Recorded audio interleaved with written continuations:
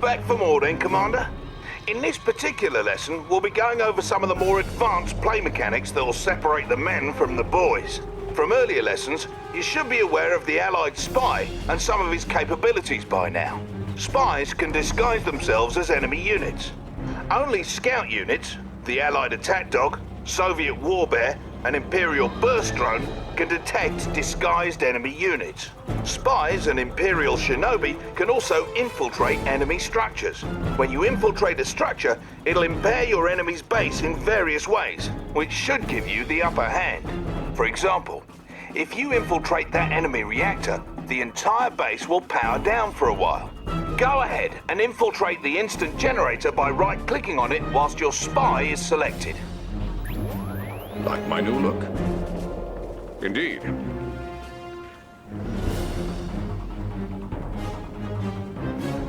Yes, sir.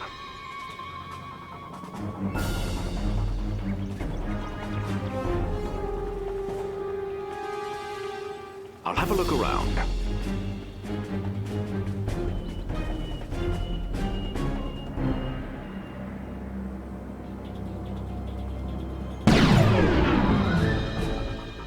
Excellent, Commander.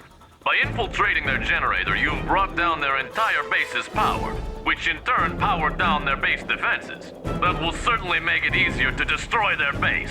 Stupid robots. Oh no! It appears the Empire of the Rising Sun is sending in a force to destroy your tanks. You'll need to retreat your tanks back to your base. A clever way of doing that is to reverse move them back to your base. This will allow them to continue attacking those enemy units while retreating to a safer location. To reverse move your units, select them and press the D key on your keyboard. Notice how your cursor changed. Right-click on the target destination near your construction yard to order your tanks to retreat. Another benefit of reverse moving is that it keeps a unit's stronger front armor facing the enemy. Most vehicles are more vulnerable from the rear and flanks, so when you retreat from enemies using a normal move command, you'll turn tail and take more damage.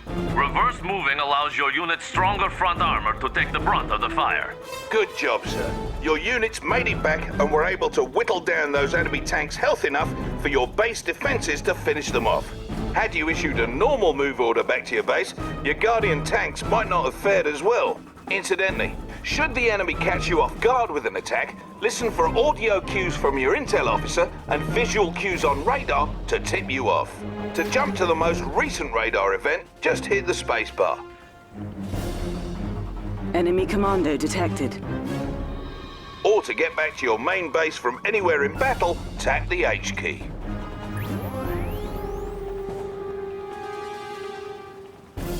Oh, pants. It looks like the Empire is sending another attack wave, but this time they've come at us with infantry. Your base defenses are strong against infantry, but with that many of the blighters, I don't think it's going to be enough. So, a good way to dispatch large quantities of infantry is to crush them with vehicles. Not all vehicles can crush infantry, so it's good to familiarize yourself with the ones that can. Small vehicles like your IFVs and Riptides are examples of vehicles that can't crush. On the other hand, larger vehicles like Guardian tanks and assault destroyers can crush a man like so many potato crisps. What's more, some of the largest vehicles in Red Alert 3 are big enough to crush other, smaller vehicles. Anyhow, let's crush those robots. Wait! You may wish to assign your tanks to a control group first. This is an important way of managing your forces. To assign units to a control group, select them, then hold the control key and press a number key. Do this now, please. What can we do for you, sir? Good. You may now select those units at any time by pressing the corresponding number key. You can also jump to the group by double-tapping the key. Now please proceed with crushing my robots. Thought you'd never ask. To crush enemy infantry, select your Guardian tanks and issue a move order behind the enemy infantry. You can also issue a force move command using the G hotkey or using the Advanced Commands tab near the bottom of the screen. Issue a move command to the designated location with your tanks now. Approaching area. Seeing as how that Rising Sun base seems intent on taking us down, let's go over some ways to get your units to protect your base without being drawn out by the enemy. All of your units can be set to different stances, which affect their behavior. All units start off in guard stance, meaning they will auto-acquire enemies that come within their attack range and pursue them for a short distance if they try to flee.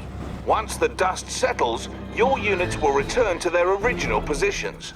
We need to have some of our units on defense for our base, but not pursue our enemies. To do this, we need to put them into hold ground stance. First, select one or more of your tanks. Now click on the Advanced Commands panel in the bottom right of your screen next to the unit portrait. As you can see, this panel reveals some additional controls for your units. Select the Hold Ground button to change your unit's stance. Simple as that, you've just changed your unit's stance. Keep in mind that no matter what stance your units are in, any orders you issue will always be followed. Stances will only affect how units behave when not under your direct control. Now, take 3 Guardian tanks, not counting our field instructor, and move one to each of the designated locations and put them into a hold ground stance. What's it gonna be? Come on, boys. Approaching area. Affirmative, sir. Approaching area. What can we do for you, sir? Affirmative, sir. Approaching area. Moving out, lads. Perfect. What say we also set up some base defenses? Each faction has a couple of its own base defenses. The Allies have multi-gunner turrets, for example. Select the Support Structures tab in the sidebar, build a multi-gunner turret, and place it near your tanks.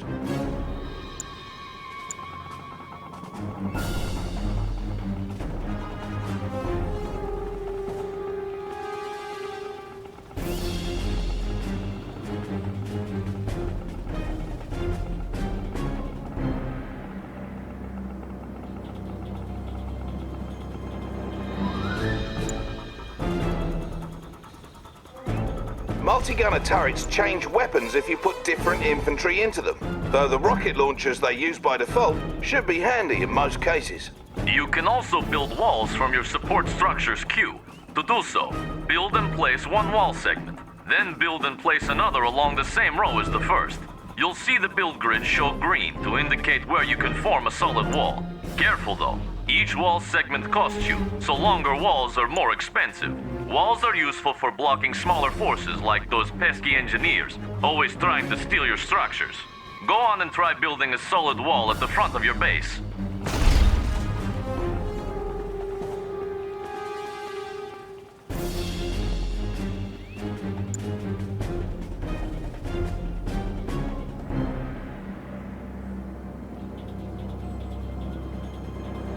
Capital! Now if the Rising Sun attacks, we'll have some extra defenses waiting for them that they won't be able to draw away from our base. And here they come.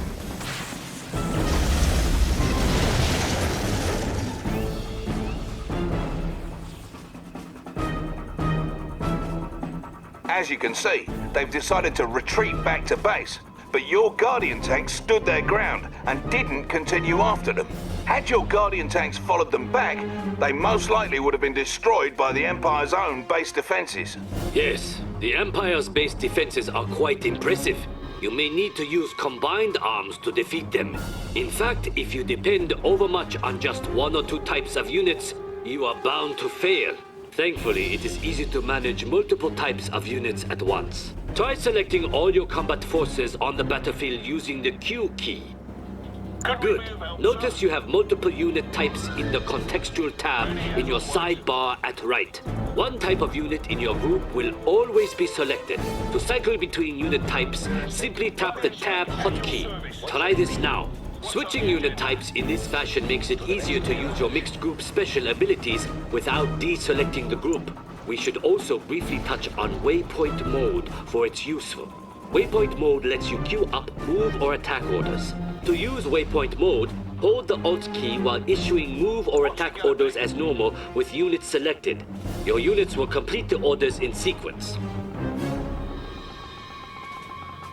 Capital.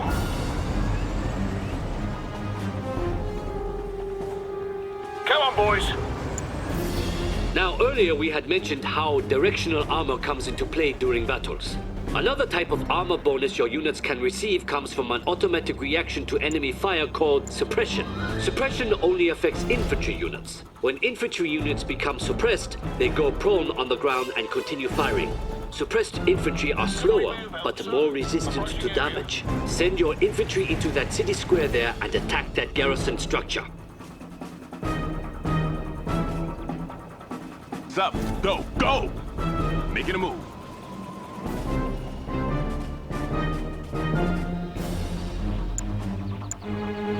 Go, go! Sack 'em.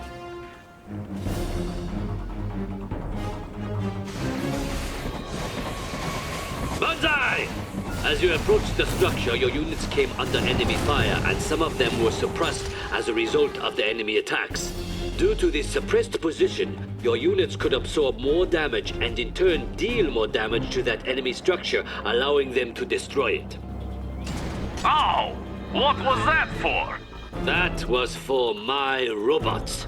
Well, good job, Commander. You now know some of the advanced tactics that'll surely make you a worthy adversary on the battlefield.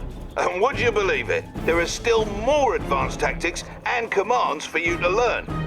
Just dig into the options screen for a complete command list. But do that on your own time. This lesson's over, and there's only one more left. We're heading over to it now.